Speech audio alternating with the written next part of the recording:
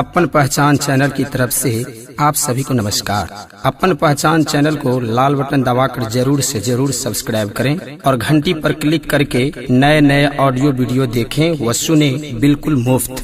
बाबू हो सलाई देखल छ घर त अन्हारे लगै छे।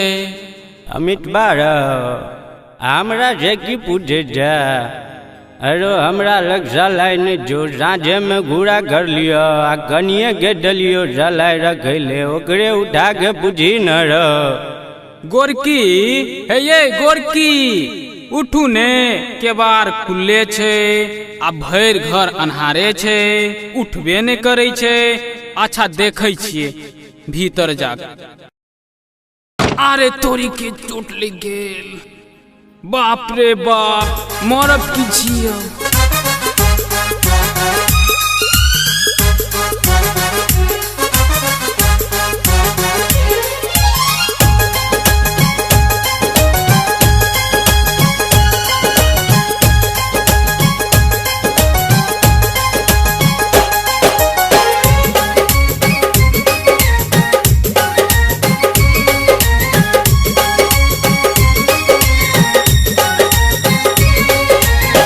उठ गई गोरकी डिबिया बार गे हम मर बहू की जीवो।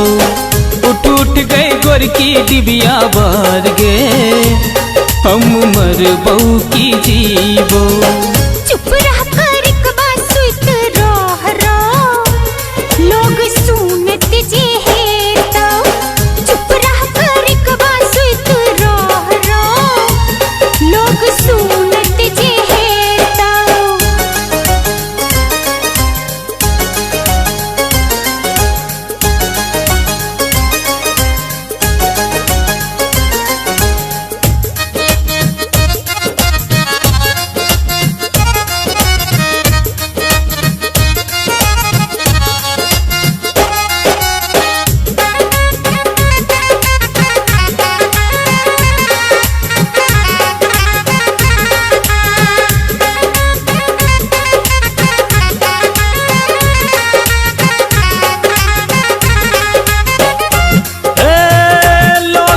डिबिया छौ कोठी पर सलाई के झट दगे गोरी की डिबिया तू बर दे।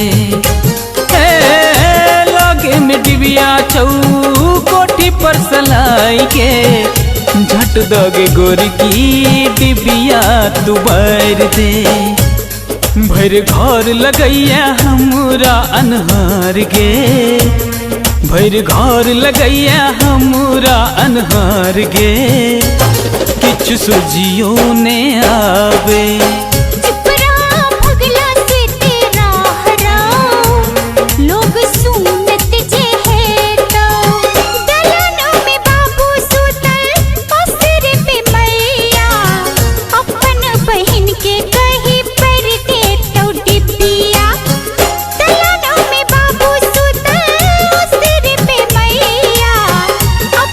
बहन के कहीं पर दे तो डिबिया। हमरा दुखाइया कपार रो हाँ हमरा दुखाइया कपार रो पर दर्द करैया। उठ गए गोरकी डिबिया बार गे हम मर बहू की जीवो।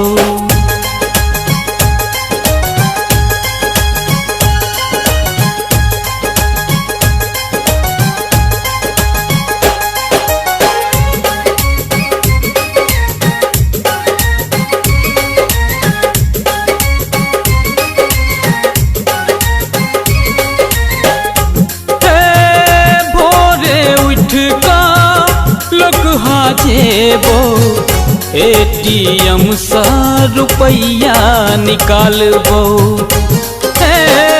भोरे उठ का लगा जेबो एटीएम सा रुपया निकालबो।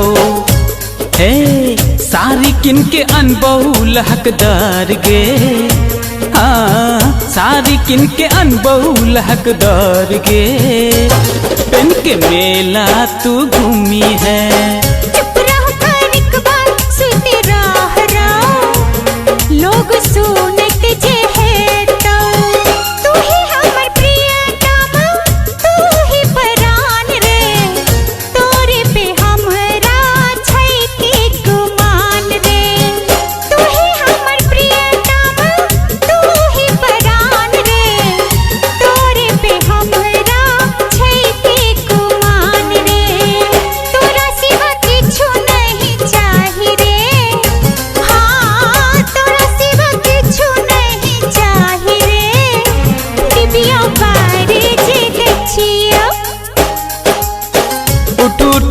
गोरकी डिबिया बार गे हम मरबौ की जीबो।